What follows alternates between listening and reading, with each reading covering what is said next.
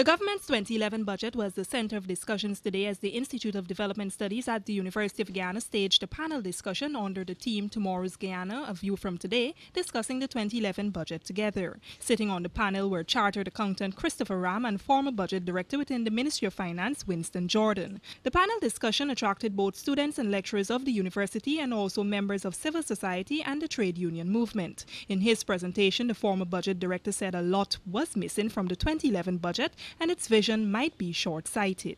There's no sense keep telling me that we have a vision of tomorrow when we don't know in time when is tomorrow.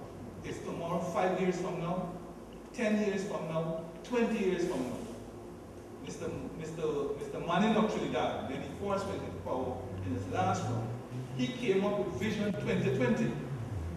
And he said Trinidad and Tobago will be this by 2020. And the key thing was that Trinidad and Tobago would have moved from a developing country to developed country status, measured by a set of indicators. Jordan also said that he was not too happy to see that a budget of such magnitude was passed in a very short time. Although Budget 2011 was presented earlier than many since 1992, it nevertheless was still in breach of the spirit of the Constitution.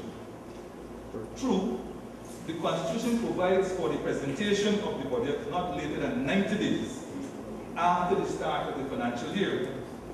However, this clause was meant to cater for emergency situations.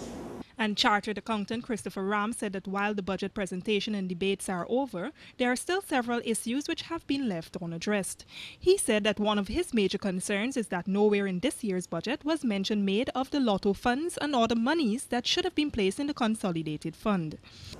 As a matter of fact, I would like to see us stop talking about tax reform and talk about public finance reform. I know my colleagues hinted at that. Because unless we deal with expenditure, we will not grapple with this substantial, growing and ballooning deficit that we are presented with each year. Those in the opposition circle have also criticized the government's budget, saying that it has nothing new in it for citizens of this country. Reporting for Capital News, Nadine Luters.